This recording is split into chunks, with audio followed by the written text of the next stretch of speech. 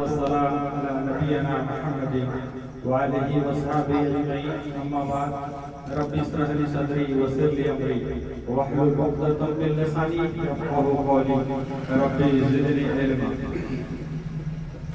جیسا کہ آپ لوگوں کو معلوم ہے کہ پچھلے کئی ہفتوں سے دین اور اس کے اہم اصول کے متعلق گفتگو کی جا رہی ہے. اسی سلسلے میں انشاءاللہ آج ہم لوگ 4 اہم اصول پر گفتگو کریں گے. پہلا صراط مستقیم ایک ہے، دوسرا اسلام میں فرقہ بندی حرام ہے، اور تیسرا گمراہی سے بچنے کا اسباب کیا ہے، اور چوتھا اختلاف میں حق والا گروہ کون ہے. 4 اہم اصول پر انشاءاللہ گفتگو کی جائے گی. سب سے پہلے ہم لوگ ڈسکس کرتے ہیں صراط مستقیم کے متعلق کہ صراط مستقیم ایک ہے. اس کے متعلق اللہ سبحانہ و تعالی سورہ انعام کے اندر میں آیت نمبر 153 میں بیان فرماتا ہے، اور یقیناً یہ میرا راستہ سیدھا ہے. اللہ سبحانہ و تعالی فرماتا ہے اور یقیناً یہ میرا راستہ سیدھا ہے، لہذا تم اس کی پیروی کرو اور تم دوسرے راستوں کی پیروی مت کرو. وہ تمہیں اللہ کے راستے سے الگ کر دیں گے. اللہ نے تمہیں اس کی تاکید کی ہے تاکہ تم پرہیزگاری اختیار کرو. تو اللہ سبحانہ و تعالی اس آیت میں صراط مستقیم کی طرف چلنے کے لیے اپنے نبی محمد صلی اللہ علیہ وسلم کو حکم دے رہا ہے کہ اللہ کے آپ راستے پہ چلیے. اللہ کا راستہ کیا ہے؟ تو اللہ سبحانہ و تعالیٰ نے جو نازل کیا ہے، اللہ سبحانہ و تعالیٰ نے وہی نازل کیا اور اسی کی اتباع کرنے کا رسول صلی اللہ علیہ وسلم کو حکم دیا.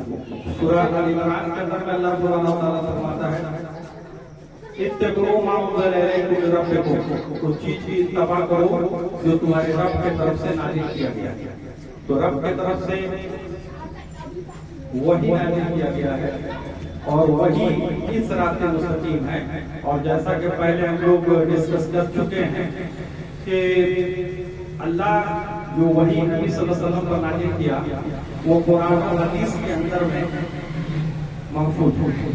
یعنی صراط مستقیم جو سیدھا راستہ ہے وہ قرآن و حدیث کا نام ہے، اور اسی کی پیروی کرنے کے لیے حکم کیا گیا ہے، اور اس کو چھوڑ کر دوسرے راستوں کو پیروی کرنے کے لیے منع کیا گیا.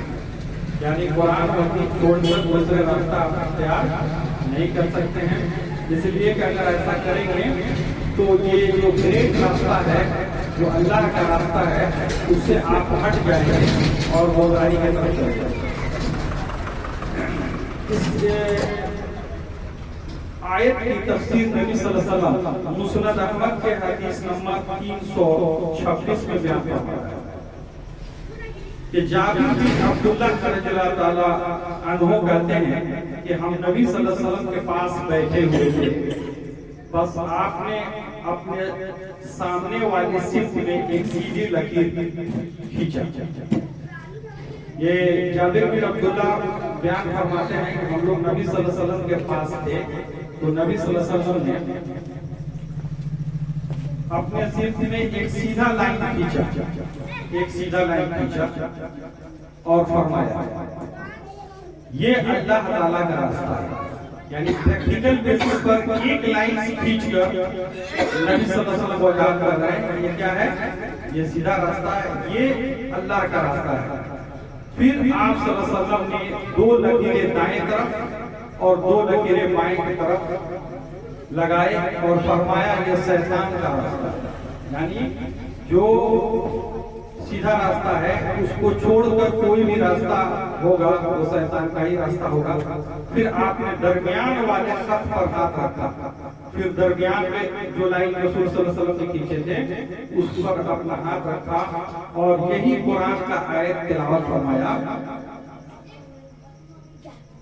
यकीनन ये मेरा रास्ता सीधा है, लिहाजा तुम इसकी पैरवी करो और तुम दूसरे रास्तों की पैरवी मत करो, वो तुम्हें अल्लाह के रास्ते से अलग कर देंगे। अल्लाह ने तुम्हें इसकी ताकीद की है ताकि तुम परहेजगारियां करो। तो इस कुरान की आयत और इस हदीस की रोशनी में ये वजाहत हुआ कि सिरात मुस्तकीम जो है वो कुरान और हदीस का नाम है और वो एक है और उसी पर नबी सल्लल्लाहु अलैहि वसल्लम चले और उसी पर सहाबा चले और उस पर उसी तरीके पर जो लोग भी चले गए वो सिरात मुस्तकीम। मुस्नद अहमद में ही एक और हदीस है 87 में हजरत नवास बिन सुमआन रज़ियल्लाहु ताला अन्हु से रवायत है कि रसूल सल्लल्लाहु अलैहि वसल्लम ने फरमाया अल्लाह ताला ने सिरात मुस्तकीम की मिसाल इस तरह बयान की है। ये हदीस कुदसी है जिसमें अल्लाह सुब्हानहु व तआला सिरात मुस्तकीम की मिसाल इस तरह बयान की है कि जैसे रास्ते के दो तरफ दो दीवारें हैं। एक रास्ता है जिसके दोनों साइड में दो दीवारें हैं और ये इसमें से रास्ता है और इन दोनों दीवारों में खुले हुए दरवाजे हैं। अब इस दीवार में भी और इस दीवार में बहुत सारा दरवाजा लगा हुआ है जो खुला हुआ है। रास्ते के दरवाजे पर एक दावत देने वाला ये दावत दे रहा है कि ऐ लोगों आओ सब के सब सिरात मुस्तकीम में दाखिल हो जाओ, यानी इस मेन रास्ते में दाखिल हो जाओ और अलग अलग रास्ते इख्तियार न करो। और एक दावत देने वाले रास्ते के दरमियान से भी दावत देता है जब कोई इंसान उनमें से किसी दरवाजे को खोलने का इरादा करता है, यानी जो मेन रास्ता है उसके बाद जो दरवाजे हैं तो अगर कोई आदमी उस दरवाजा से घुस के दूसरा रास्ता तैयार करने जाता है तो एक दरमियान में दावत देने वाला कहता है कि तुम उस रास्ते में मत जाओ, आए तुझ पर अफसोस उसे ना खोलो, क्योंकि अगर तुमने उसे खोला तो उसमें दाखिल हो जाएगा। फिर आप सल्लल्लाहु अलैहि वसल्लम ने इस मिसाल के वजाहत करते हुए फिर इस मिसाल को रसूल सल्लल्लाहु अलैहि वसल्लम ने वजाहत करते हुए फरमाया कि रास्ते से मुराद इस्लाम है और इस्लाम नाम है दीन। इस्लाम क्या है? दीन का नाम है जो का नाम कुरान और सुन्नत नहीं है, पहले हम लोग इसका वजाहत करते हैं। तो रास्ते से मुराद इस्लाम है यानी कुरान और सुन्नत है और दो दीवारों से मुराद अल्लाह के मुकर्रर करदा हुदूद है। और ये जो दो दीवार है जो अल्लाह सुब्हानहु व तआला ने एक हदूद मुकर्रर कर दिया है, अब इस हुदूद से आप आगे पीछे नहीं कर सकते हैं। खुले हुए दरवाजे से मुराद वो अमूर है जिन्हें अल्लाह ताला ने हराम करार दिया है और जो खुला हुआ दरवाजा है जिसको अल्लाह ताला ने मना किया है वो चीज को आपको नहीं करना है, वो दरवाजा का मिसाल है। और रास्ते के किनारे पर दाई से मुराद किताबुल्लाह है और जो रास्ते पर दाई है जो कह रहा है इस रास्ते में आ जाइए, इस रास्ते मुस्तकीम पर आ जाइए, वो क्या है? किताबुल्लाह है, अल्लाह की कलाम है। और रास्ते के ऊपर जो दावत देने वाला उससे मुराद वो वाज है जो हर मुसलमान के दिल में होता है। तो जो वाज जो नसीहत हर मुसलमान जो ईमान लाता है तो उसके अंदर में अल्लाह का खौफ पैदा होता है और उस खौफ की वजह से हराम से बचने का जज्बा उसके अंदर में रहता है तो वो नौब करता है। यानी एक मुसलमान अगर कोई गलत करता है तो उसको इस चीज का एहसास होता है कि मैं गलत कर रहा हूँ, उसको वाज करा गया, वो मना करता है कि गलत काम मत करो। ठीक है भैया, हर मुसलमान के ईमान वाले के दिल में ये पैदा होता है। अगर आपके पास ईमान नहीं है तो फर्क नहीं पड़ेगा, मगर आपके दिलों के अंदर अगर ईमान है तो आपको वाज करता रहेगा कि क्या सही है क्या गलत है। तो इसको नबी सल्लल्लाहु अलैहि वसल्लम ने वजाहत के साथ मिसाल के साथ बयान फरमाया गया।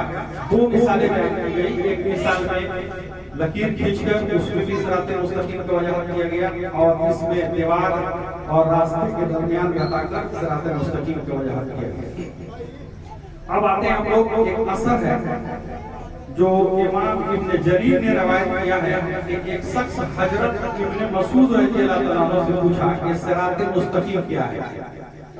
एक इंसान हजरत इब्न मसूद रज़ियल्लाहु अन्हु से पूछा कि सिरात मुस्तकीम क्या है, तो उन्होंने फरमाया कि इससे मुराद वो रास्ता है जिसके एक किनारे पर हजरत मोहम्मद सल्लल्लाहु अलैहि वसल्लम ने हमें छोड़ा है।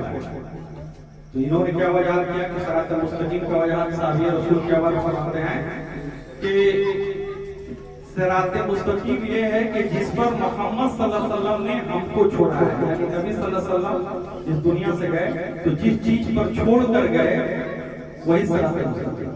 पिछले दर्स के अंदर में भी वो हदीस हम लोग इमाम मालिक से और मुस्तदरक हाकिम के हवाले से बयान किया गया था कि रसूल सल्लल्लाहु अलैहि वसल्लम ने फरमाया कि मैं तुम्हारे दरमियान दो चीजें छोड़ दूंगा, एक किताबुल्लाह और एक सुन्नत, यानी कुरान और हदीस। तो कुरान हदीस ही क्या है? सिराते मुस्तकीम है। उसको जो लोग मजबूती से पकड़ा है वही सिराते मुस्तकीम पर है, और जो लोग कुरान और सुन्नत से दूरी अख्तियार करेगा, कुरान और सुन्नत को मजबूती से नहीं पकड़ेगा, वो सिराते मुस्तकीम से इनहरिफ होगा, जुदा होगा, और उसके दूसरे किनारे पर जन्नत है। तो सहाबी रसूल जान करते हैं कि एक किनारे पर जिस पर रसूल सल्लल्लाहु अलैहि वसल्लम को छोड़ा है और उसको आगे पकड़ेंगे तो दूसरा किनारा क्या है? जन्नत है। यानी उसके द्वारा जब डायरेक्ट आप जन्नत के अंदर में पहुंचेंगे, और उसके दाएं जाने की पगडंडियां हैं और बाएं जाने की, और उसके दोनों साइड पगडंडियां हैं, मतलब बहुत सारे रास्ते हैं। और कुछ लोग ऐसे हैं जो वहां से गुजरने वालों को दावत देते हैं, जिसने उस पगडंडियों को अख्तियार कर लिया उसे जहन्नम में जाएगा। और बहुत सारे लोग ऐसे भी हैं जो वो सीधा रास्ता को छोड़कर किधर दावत देंगे, जो वो पगडंडियां हैं उसी से निकला हुआ बहुत सारा पगडंडियां है, भाई इधर आ जाओ, इधर आ जाओ, ठीक है ना। और उस पर जो लोग चलेगा वो कहाँ जाएंगे? वो जहन्नम ले जाएंगे, और जो सिराते मुस्तकीम पर चलता रहा उसे जन्नत में पहुंचा देगा। फिर हजरत इब्न मसूद रज़ियल्लाहु अन्हु ने इस मौके पर यही आयत बयान फरमाई जो अभी सूरह अनाम का आयत नंबर 153 नबी सल्लल्लाहु अलैहि वसल्लम ने बयान करके समझाया, और इब्न मसूद रज़ियल्लाहु अन्हु ने अपने तरफ से उसको मिसाल के साथ वजाहत किया। तो रसूल सल्लल्लाहु अलैहि वसल्लम से और सहाबा से और अल्लाह सुब्हानहु व तआला से इस मसले पर वजाहत के साथ बयान किया गया कि सिराते मुस्तकीम क्या है और सिराते मुस्तकीम क्या है। क्लियर है जी? अब इस सिराते मुस्तकीम से अगर कोई इनहराफ करे, हटे और फिरका में बढ़ जाए, टुकड़ों में बढ़ जाए, अलग अलग फिरका बना दे, तो वो गुमराही का रास्ता बदल। तो दूसरा उसूल हम लोग अब डिस्कस करेंगे कि इस्लाम में फिरका बंदी क्या है। तो इस्लाम में फिरका बंदी हराम है, फिरका बनाना क्या है? हराम।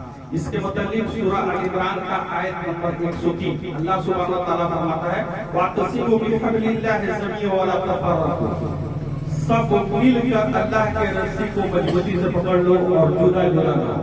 तो अल्लाह सुब्हानहु व तआला यहाँ पर बयान फरमा रहा है कि सब मिलकर अल्लाह के रस्सी को पकड़ो और जुदा जुदा ना हो, यानी टुकड़ों में मत बंटो, फिरकों में मत बंटो। अल्लाह सुब्हानहु व तआला जो फिरका बनाने का क्या कर रहा है? हराम कर रहा है। अल्लाह के रस्सी क्या है भाई? तो अल्लाह के रस्सी क्या है? वही है, और वही कहाँ पर मौजूद है? कुरान और सुन्नत के अंदर में। तो कुरान और सुन्नत को मजबूती से पकड़ने का हुक्म दिया जा रहा है। कुरान और सुन्नत को मजबूती से पकड़ लीजिए। अगर आप कुरान और सुन्नत को मजबूती से नहीं पकड़ेंगे तो क्या होगा? टुकड़ों में बढ़ेंगे, फिरकों में बढ़ जाएंगे। मुस्लिम शरीफ के अंदर में 1715 नंबर हदीस पर नबी सल्लल्लाहु अलैहि वसल्लम वजाहत करते हैं कि हजरत अबू हुरैरा की रिवायत है कि रसूल सल्लल्लाहु अलैहि वसल्लम ने फरमाया, बला सुबह अल्लाह तुम्हारे लिए 3 चीजें पसंद करता है और 3 चीजें नापसंद करता है।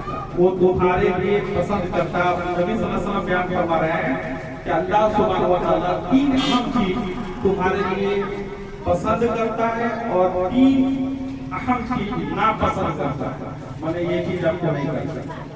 तो पसंद वाला चीज क्या है कि तुम उसकी इबादत करो और उसके साथ किसी को शरीक न करो, यानी सिर्फ अल्लाह सुब्हानहु व तआला की इबादत की जाएगी और उसमें किसी को शरीक नहीं किया जाएगा। ये अल्लाह सुब्हानहु व तआला पसंद करता है, ऐसा। ठीक है जी। दूसरा है, और सब मिलकर अल्लाह के रस्सी से को मजबूती से थाम लो, और सब मिलकर अल्लाह के रस्सी को क्या करना है? मजबूती से थामना है। ये अल्लाह सुब्हानहु व तआला इसको पसंद करता है। और फिरकों में मत और फिरका में बंटने को मना करता है। तो जो लोग सिर्फ अल्लाह की इबादत करता है, उसमें किसी को शरीक नहीं ठहराता है और अल्लाह की रस्सी यानी कुरान और सुन्नत को मजबूती से पकड़ देता है और फिरका में गुरोहबंदी में नहीं पड़ता है, तो इसको अल्लाह सुब्हानहु व तआला क्या करता है? पसंद करता है। और वो तुम्हारे लिए नापसंदीदा चीज क्या है? वो अल्लाह नापसंद करता है कील वकाल। कील वकाल का मतलब हो जाता है फजूल बात, बिना मीनिंग का, बिना जरूरत का ऊट पटांग बातें करना, कहानियां बनाना, जिससे लोग सही रास्ते से भटक जाए, ऐसे चीजों को क्या अल्लाह सुब्हानहू व तआला पसंद नहीं करता। और कसरत सवाल को भी अल्लाह सुब्हानहू व तआला पसंद नहीं करता। कसरत सवाल से क्या मुराद है कि जो सवाल जरूरत नहीं है, आपको ऐसा अभी जरूरत नहीं है, जो बयान कर दिया गया वो सफिशिएंट है, फिर भी उसमें आप सवाल पैदा करते हैं। ये सहाबा ने पसंद नहीं करते कि और पिछले उम्मती जो गुमराह हुए हैं उसमें एक ये भी था। कुरान मजीद के अंदर जो वजाहत किया गया कि जब यहूदियों से अल्लाह सुब्हानहू व तआला ने कुर्बानी करने का हुक्म दिया कि एक जानवर कुर्बानी करो, तो जानवर कुर्बानी करने का बयान कर दिया गया। अब उनको जाना चाहिए था जानवर की कुर्बानी कर देना चाहिए। तो अब वो सवाल करते हैं जानवर कैसा है, नर का मादा, ये फजूल सवाल। नर मादा कलर क्या होगा, मोटा होगा या पतला होगा, समझ रहे हैं? तो ये अननेसेसरी क्वेश्चन है, ठीक है ना? तो इस तरह के कसरत सवाल से बचना चाहिए। जितनी चीजें बयान कर दी हैं तो उस पर अमल करना चाहिए। जैसे सहाबा का तर्ज अमल था कि जो चीजें बता दिया जाता था उस पर वो लोग अमल करते। दरूद कुरान में आ गया कि दरूद सलाम भेजो नबी सल्लल्लाहु अलैहि वसल्लम पर। नबी सल्लल्लाहु अलैहि वसल्लम के पास गए और दरूद सलाम किस तरह पढ़ना है सीख लिए और शुद्ध दरूद सलाम भेजो। अब क्या हुआ, कब पढ़ना है? अब लोग अपने मर्जी से सब कर लेते हैं और कहते हैं कि इसमें क्या खराबी है, ऐसे कर दिए तो क्या हो जाएगा, ऐसे करने में क्या होगा। इस तरह के कसरत सवाल जो बेफजूल हो उसको नहीं करना चाहिए। अच्छा, बहुत सारे लोग क्या है कि बाद में जो बहुत सारे एहसास हुआ है ना, इसका भी कोई जो है कि कोई इवेंट अभी हुआ नहीं है और एक फर्जी मसला तैयार कर लिया और तैयार करके कहा जाता है कि बताइए इसका जवाब।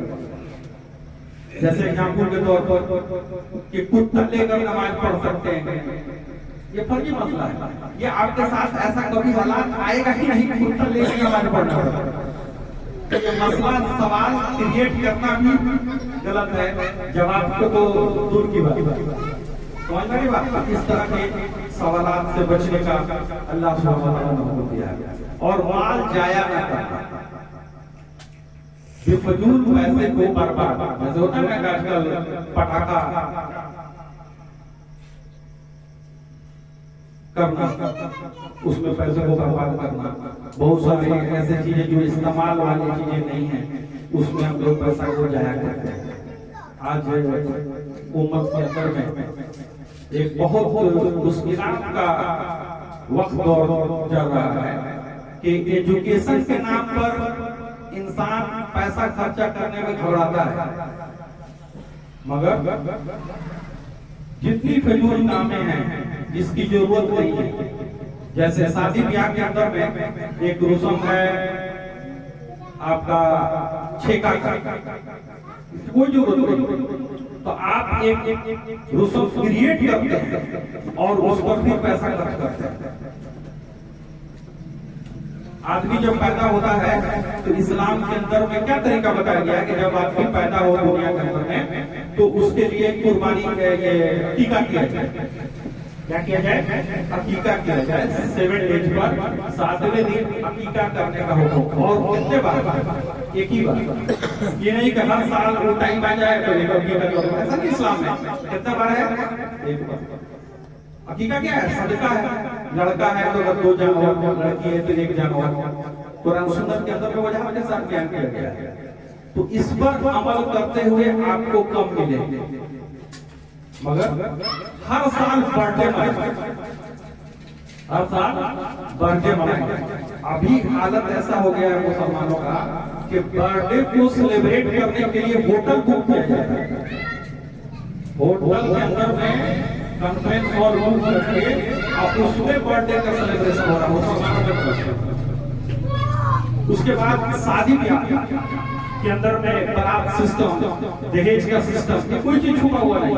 ये सारी चीज के बावजूद ये तो हो गई, उसके बाद से अब एक और फितना डेवलप हो गया है कि हर साल पर मैरिज एनिवर्सरी मनाया जा रहा है। मैरिज एनिवर्सरी के अंदर में बजाते हैं होटल बुक करके ये सेलिब्रेशन हो रहा है।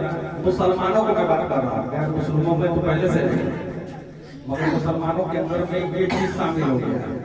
मगर एजुकेशन के नाम पर अगर कहिए कि भाई बच्चे को तालीम देने के लिए, अच्छा डेवलपमेंट के लिए इतना खर्च करना है तो उनका पसीना छूट जाता है। मगर शादी ब्याह और ये ठेका और ये चाहे लोग कौन सा तरीका है इसके अंदर में, और इसके ऊपर फजूल खर्चों को खर्च किया जाता है, ये इस्लाम के अंदर में दुरुस्त नहीं है।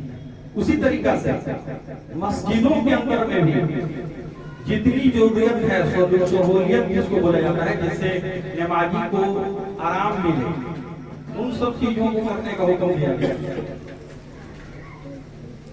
उन सब चीजों को करने का हुक्म नहीं दिया गया जो जरूरत नहीं है। जैसे हमारे गांव के अंदर में देख लीजिए कितना बड़ा गुंबद बना, इससे नमाजों के क्या सहूलियत है बताइए?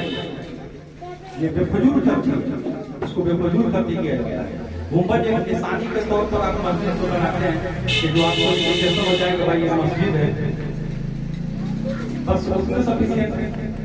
मगर हम लोग इन चीजों पर गौर नहीं करते हैं, इससे अल्लाह सुब्हानहू व तआला खुश नहीं होता है, ना पसंद फरमाता है कि माल को जाया, माल को अच्छे जगह पर लगाइए, अल्लाह के हुकुम के अंदर लगाइए, गरीबों को मदद कीजिए, एजुकेशन में पैसा खर्च कीजिए, तो अल्लाह सुब्हानहू व तआला इसको पसंद करेगा।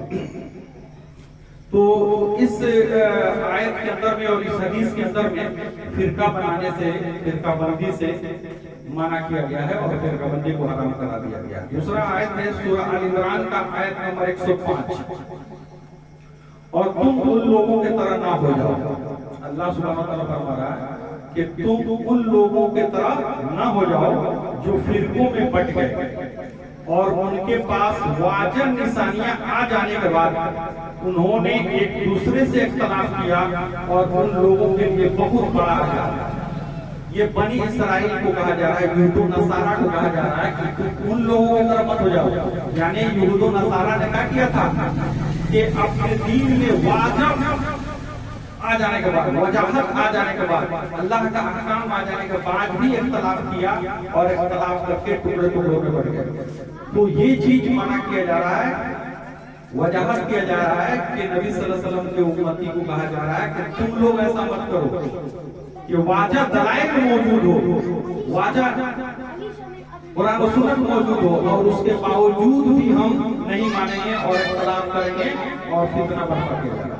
एक अहम असर इससे पहले बयान किया गया था पिछले हफ्ते में कि नबी सल्लल्लाहु अलैहि वसल्लम के जब वफात हुआ तो उस वक्त इख्तिलाफ हुआ। इस पर उमर ने कहा कि नबी सल्लल्लाहु अलैहि वसल्लम वफात नहीं पाए। फिर अबू बकर सिद्दीक रज़ियल्लाहु अन्हु आए और उन्होंने वजाहत किया, तो सब सहाबा इस बात पर मुत्तफिक हो गए कि नबी सल्लल्लाहु अलैहि वसल्लम वफात पा गए और दुनिया से चले गए। मगर ये वाजह कुरान की आयत और वाजह सही हदीस के मौजूद आज मुसलमानों के अंदर में एक फिरका मौजूद है जो इस बात को के लिए झगड़ा करता है और बोलता है कि जो आदमी ऐसा कहेगा कि नबी सल्लल्लाहु अलैहि वसल्लम मर गए हैं, दुनिया से गए, तो वो इस्लाम से फारिग है, उससे सलाम कलाम, उससे निकाह नहीं करना। ऐसा चीजें हैं, इस तरह के करने की चीजें अल्लाह सुब्हानहू व तआला क्या किया है, मना किया है कि वजाहत के साथ कोई मौजूद हो जाए तो इख्तिलाफ का गुंजाइश नहीं रहता है। अगर इख्तिलाफ होता है तो कुरान और सुन्नत की तरफ उसको लौटा कर उसको फैसला किया जाए। हम लोगों ने इससे पहले एक उसूल डिस्कस किया था कि किसी भी मसले के अंदर में आपका इख्तिलाफ होता है, कोई भी मसला हो, चाहे वो घरेलू हो, वाइफ हस्बैंड का मसला हो, बाप माँ का मसला हो, नमाज का मसला हो, रोजा का मसला हो, जमीन का मसला हो, किसी तरह का मसला है, अगर आपके अंदर में इख्तिलाफ आ जाता है तो उसका शरई उसूल ये है कि उसको फैसला करना है, कायम नहीं रह देना है। کہ بھائی آپ اپنے لگ رہی ہے، ہم اپنے نہیں، اس کو فیصلہ کرنا کیسے فیصلہ ہوگا؟ تو اس کو اللہ کی کتاب اور نبی صلی اللہ علیہ وسلم کے سنت یعنی حدیث کے طرف رجوع کر کے فیصلہ کیا جائے۔ اس اصول کو پچھلے ہفتے ڈسکس کیا گیا تھا اور وضاحت کے ساتھ بیان کیا گیا۔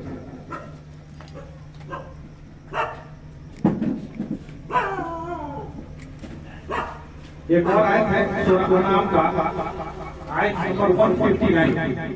اللہ سبحانہ و تعالیٰ فرماتا ہے بے شک جن لوگوں نے اپنے دین میں تفرقہ بازی کی، جن لوگوں نے اپنے دین میں تفرقہ بازی کی اور وہ گروہ میں بٹ گئے، آپ کا ان سے کوئی تعلق نہیں، بے شک ان کا معاملہ اللہ کے ہاتھ میں ہے، پھر وہ انہیں انہی کاموں سے آگاہ کرے گا جو وہ کرتے ہیں۔ تو نبی صلی اللہ علیہ وسلم سے اللہ سبحانہ و تعالیٰ یہاں پر وضاحت کر رہا ہے کہ جو لوگ فرقہ بنائیں گے، چاہے وہ یہودی ہو، چاہے وہ نصارہ ہو، چاہے وہ مستشرقین ہو، یہ جتنے بھی لوگ ہیں یہ اپنے دین کے اندر میں کیا کیے؟ فرقہ بندی کی ہے۔ تو کہا جا رہا ہے کہ ان سے آپ کا کوئی تعلق نہیں، ان کا معاملہ اللہ کے ہے، اللہ ان کو گرفت کرے گا۔ تو یہ فرقہ بندی اسلام کے اندر میں حرام ہے اور اس کا وضاحت کیا گیا ہے۔ اس کے بعد سورہ انفال کے اندر میں آیت نمبر 46 میں بیان فرمایا جا رہا ہے اور اللہ اور اس کے رسول کی اطاعت کرو۔ اس کا اطاعت کرنا ہے اللہ کی اور اس کے رسول کی، اور آپس میں جھگڑا نہ کرو۔ آپس میں جھگڑا نہیں کرنا ہے۔ کیا مطلب کہ اگر اختلاف ہو جائے تو بیٹھ کے حل کر لو، جھگڑا کرنے کا کیا؟ قرآن و سنت پر ایمان ہے نا؟ بہت تعجب کی بات ہے کہ اگر آپ کورٹ میں چلے جائیں اور کورٹ میں جا کر دیکھیں تو سب سے زیادہ معاملہ مسلمانوں کا پڑا ہوا ہے، زمین جائیداد کا معاملہ۔ اور اس روئے زمین پر جو لوگ بھی مسلمان کا دعویٰ کر رہا ہے کہ میں مسلمان ہوں، اگر ان سے کہا جائے کہ کیا تم قرآن پر ایمان رکھتے ہو، تو آپ کو ایک بھی آدمی ایسا نہیں ملے گا جو کہہ دے کہ ہم کو قرآن پر ایمان نہیں ملے گا۔ کوئی نہیں ملے گا۔ ہر آدمی کہے گا کہ بھائی ہم قرآن پر ایمان لاتے ہیں، قرآن کے لیے ہم اپنا جان بھی دے دیں، مگر ان کا بھائی بھائی میں اختلاف ہو گیا ہے، وراثت کے بٹوارے میں اختلاف ہو گیا ہے۔ تو ان سے کہا جاتا ہے کہ بھائی تم قرآن پر ایمان لاتے ہو اور قرآن و سنت کے اندر میں ہر مسئلے کا حل ہے، تو کیوں نہیں قرآن و سنت کے حساب سے بیٹھ کر زمین کا فیصلہ کر لیا؟ ایمان کا کیا تقاضا ہے کہ اسی طرح رجوع کریں گے؟ تو کوئی آدمی تیار نہیں۔ کہاں جائیں گے بھائی؟ کورٹ سے فیصلہ کریں گے۔ کیسی عجیب بات ہے۔ تو اللہ سبحانہ و تعالیٰ بیان فرما رہا ہے کہ اللہ اور اس کے رسول کی اطاعت کرو اور آپس میں جھگڑا مت کرو، ورنہ تم ہمت ہار بیٹھو گے اور تمہاری ہوا اکھڑ جائے گی، اور صبر کرو، بے شک اللہ صبر کرنے والوں کے ساتھ۔ آج مسلمانوں کے اندر میں جو پریشانی ہے اور جو مشکلات ہے اس کا ایک سبب یہی ہے کہ ہم اپنے میں لڑتے ہیں، اپنے میں جھگڑتے ہیں اور فرقہ بندی کے شکار ہیں اور مسئلے کو حل کرنا نہیں چاہتے ہیں اور ایک دوسرے سے جھگڑا کرتے ہیں، جس سے غیر قوم اس سے فائدہ اٹھاتا ہے اور ہم پر مصیبتیں نازل ہوتا ہے۔ تو اس کے اندر میں فرقہ بندی سے منع کیا گیا ہے اور صبر کرنے والوں کو کے ساتھ اللہ سبحانہ و تعالیٰ ہوتا ہے اور صبر کرنے کا حکم دیا گیا ہے۔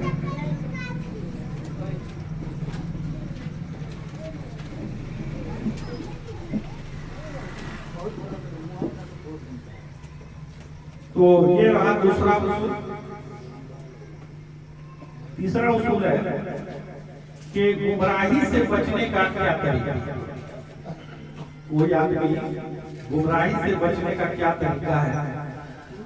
تو اس کا پہلا اصول کہ گمراہی سے کیسے بچیں؟ تو پہلا اصول یہ ہے کہ وہی یعنی قرآن و سنت کو مضبوطی سے پکڑو۔ پہلا اصول کہ کوئی آدمی گمراہی سے بچ جائے تو اس کو کیا کرنا پڑے گا؟ قرآن اور سنت کو، قرآن اور حدیث کو کیا کرنا ہے؟ मजबूती से पकड़ना। इसका दलील क्या है कि कुरान हदीस को आपको मजबूती से पकड़ना है। दलील देखिए सूरह अल-अराफ आयत नंबर 158, अल्लाह सुब्हानहू व तआला फरमाता है, कह दीजिए ऐ लोगों, बेशक मैं तुम सब के तरफ अल्लाह के रसूल हूं। नबी सल्लल्लाहु अलैहि वसल्लम से कहा जा रहा है कि आप ऐलान करिए कि आप कौन हैं, तो आप अल्लाह के रसूल हैं जिसके पास आसमान और जमीन की बादशाही है। आसमान और जमीन की बादशाही किसके पास है? अल्लाह सुब्हानहू व तआला के पास है। उसके सिवा कोई माबूद नहीं है, उसके सिवा कोई भी इबादत के लायक नहीं है। वो जिंदा करता है और मरता है, तो जिंदगी देना और मौत देना उसी के अख्तियार में है। लिहाजा तुम अल्लाह पर और उसके रसूल उम्मी नबी पर ईमान लाओ। इसलिए तुम इस पर ईमान लाओ, अल्लाह पर ईमान लाओ और उसके नबी रसूल उम्मी नबी पर ईमान लाओ, जो खुद भी अल्लाह और उसके तमाम कलामात पर ईमान लाता है। तो नबी सल्लल्लाहु अलैहि वसल्लम को कहा जा रहा है कि उन पर ईमान लाइए, इसलिए कि अल्लाह के जितने भी अहकाम है, कलामात है, खुद वो उस पर ईमान लाता है और तुम उसी की पैरवी करो। इसकी रसूल सल्लल्लाहु अलैहि वसल्लम, ताकि तुम हिदायत पाओ। तो रसूल सल्लल्लाहु अलैहि वसल्लम की पैरवी करना ये हिदायत का जरिया है, यानी अल्लाह की और अल्लाह के रसूल को क्या करना है, आपको मजबूती से पकड़ना है। सूरह लुकमान के अंदर में आयत नंबर 22, और जो शख्स अपने जान को अल्लाह के सपुर्द कर दे, अपने आप को क्या करना है, अल्लाह के सपुर्द कर देना है। क्या मतलब कि अल्लाह सुब्हानहू व तआला ने आपको एक विल दिया। विल का मतलब होता है एक आपको पावर दिया है कि आप किसी चीज को ले सकते हैं या किसी चीज को छोड़ सकते हैं। ये बिल जो है इंसान को मिला हुआ है कि आप हक पर चल सकते हैं या हक को छोड़ सकते हैं। आप जन्नत में जाने का रास्ता अख्तियार कर सकते हैं या जहन्नम में जाने का रास्ता अख्तियार कर सकते हैं, या आपको पावर दिया गया है, आप ऐसा कर सकते हैं। तो अल्लाह सुब्हानहू व तआला कर रहा है कि आप गुमराही से कैसे बचेंगे, तो क्या करना है कि आप अपना विल को सरेंडर कर देना है, अल्लाह के सपुर्द कर देना है।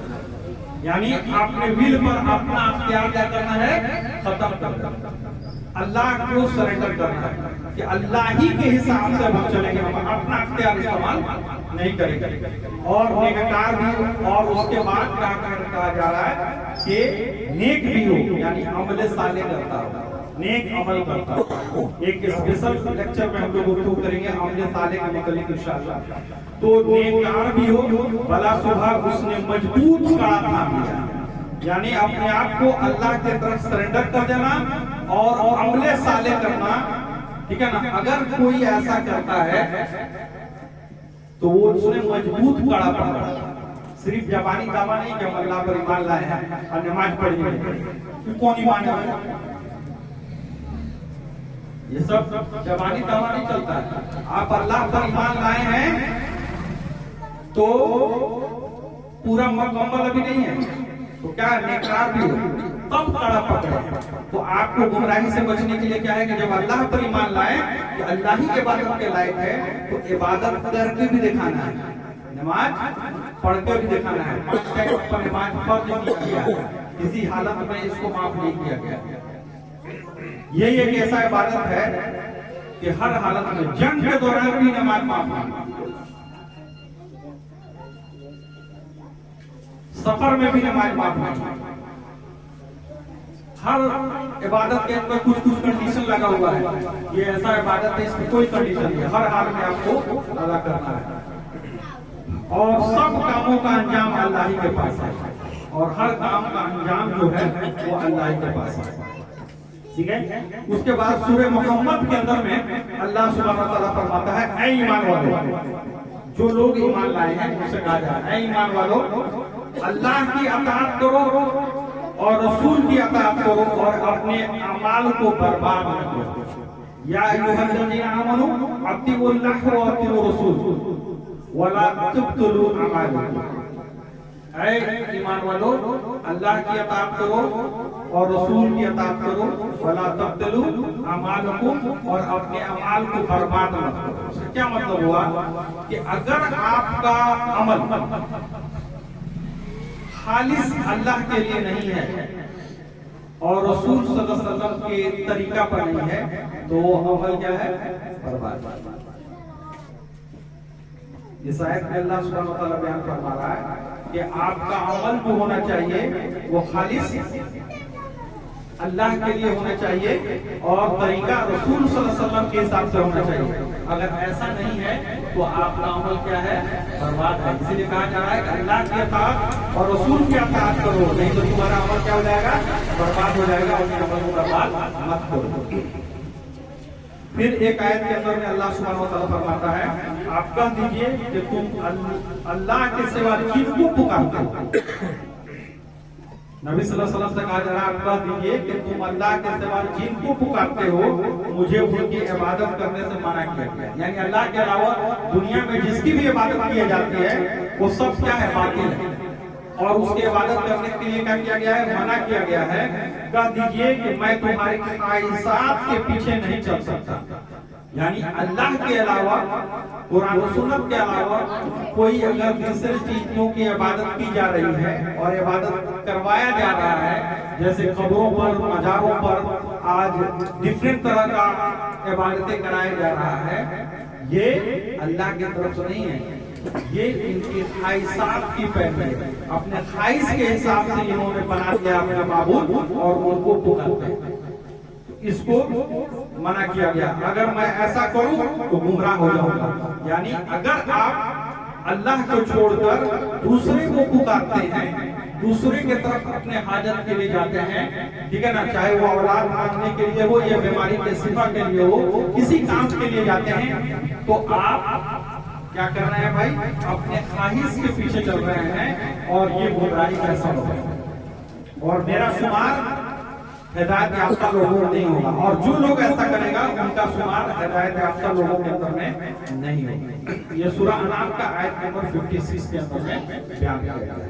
اسی طریقہ سے سورہ انعام آیت نمبر 116 میں بیان کیا گیا ہے کہ اگر تم زمین میں بسنے والوں کی اکثریت کے پیچھے چلو، اب دیکھیں یہاں پر اکثریت کا وجہ کیا گیا کہ زمین کے اندر میں جو چلنے والے اکثریت کے پیچھے چلو گے تو وہ تمہیں اللہ کے راستے سے گمراہ کرے گا۔ یعنی اکثریت جو ہے وہ اللہ کے راستے سے ہٹے ہو گئے، گمراہی کرے، وہ تو وہاں اور گمان کے سوا کسی چیز کے پیچھے نہیں چلتے، اور وہ تو گمان کے پیچھے پیروی کرتے ہیں اور بالکل قیاسی باتیں کرتے ہیں، یعنی اللہ کا جو احکام ہے اس کے حساب سے نہیں چلتے۔ اب اس میں ایک ایگزامپل کے طور پر جب آپ دیکھیں گے تو اس کو ہر پوائنٹ پر آپ چیک کر سکتے ہیں۔ جیسے ایگزامپل کے طور پہ دیکھیے، آپ غور کریں گے تو نماز پڑھنا کیا ہے؟ اور نماز چھوڑنا کیا ہے؟ باطل۔ آبادی کس کا زیادہ ہے؟ نماز چھوڑنے والا مسجد میں جا کر، تو نماز پڑھنے والے کا تعداد آپ کو کم ملے گا، اور نہیں پڑھنے والے کا تعداد کیا ملے گا؟ زیادہ ملے گا۔ قرآن و سنت کے حساب سے نکاح کرنے والا آپ کو چند ملے گا، اور باطل طریقہ سے نکاح کرنے والے آپ کو پورا ملے گا۔ تو ہمیشہ اکثریت جو ہے وہ قرآن و سنت کے خلاف کرتا ہے، اسی لیے کہا جائے کہ ان کے خواہشوں کو پیروی نہیں کرنا کہ بھائی سماج میں ایسے چلتے آ رہا ہے، سماج میں ایسے ہوتے آ رہا ہے، نہیں، سماج میں کچھ بھی ہو رہا ہے آپ کو رجوع کدھر کرنا ہے؟ قرآن و سنت کے طرف، اللہ اور اس کے رسول کے طرف۔ ہاں، اگر اللہ رسول کے حساب سے اگر ہمارا لوگ چل رہا ہے تو الحمدللہ بہتر ہے، مگر اس بنیاد پر ان کی پیروی نہیں کی جائے گی کہ یہ ہمارے باپ دادا ہیں یا ہمارے پہلے جنریشن سے یہ چلتے آ رہا ہے یا ان کی تعداد زیادہ ہے، یہ اسلام کے اندر کوئی اصول نہیں ہے۔ اصول کیا ہے؟ قرآن و سنت حق ہے، وہی ہے جو اللہ کی طرف سے نازل ہوا ہے، اسی کے حساب سے آپ کو فیصلہ کرنا ہے۔ اس کے بعد سورۃ طٰہٰ کے اندر میں آیت نمبر 123 میں اللہ سبحانہ و تعالیٰ فرماتا ہے کہ تم دونوں یہاں سے اتر جاؤ۔ کہ کس کے بارے میں بیان کیا جا رہا ہے؟ تو آدم علیہ السلام اور یہ جو ابلیس ہے، یہ دونوں کے بارے میں کہا جا رہا ہے کہ آدم علیہ السلام اور ابلیس دونوں، جیسے آدم علیہ السلام نے غلطی کیا، اللہ سبحانہ وتعالی نے منع کیا تھا کہ اس درخت کے قریب نہیں جانا ہے، اور جن میں سے جو تھا ابلیس، انہوں نے بہکا دیا اور وہ غلطی کر بیٹھے، تو اللہ سبحانہ وتعالی نے کہا کہ دونوں اتریے کہاں؟ دنیا میں، جنت سے دنیا کے طرف اتر جائیے، تم آپس میں ایک دوسرے کو دشمن۔ اچھا اس میں بھی ایک طرح سے کر کے بیٹھا ہو کہ یہ جنت جو تھا اوپر تھا کہ نیچے تھا، سمجھ رہے ہیں؟ جبکہ اس میں کہا گیا ہے اترو، نازل ہونے کی بات کہا ہے۔ نازل کہاں سے ہوتا ہے؟ اوپر سے نہیں، اوپر ہی رہے گا، ٹھیک ہے نا؟ اب تمہارے پاس اور تم ایک دوسرے کے دشمن ہو، اس میں وجہ کیا گیا ہے کہ دونوں آدمی کو اب اترنا ہے، اب دونوں ایک دوسرے کیا ہے؟ دشمن ہے، یعنی شیطان جو ہے آپ کا کھلا دشمن ہے، قرآن کے کئی آیتوں میں بیان کیا گیا، اس کی پیروی نہیں کرنا۔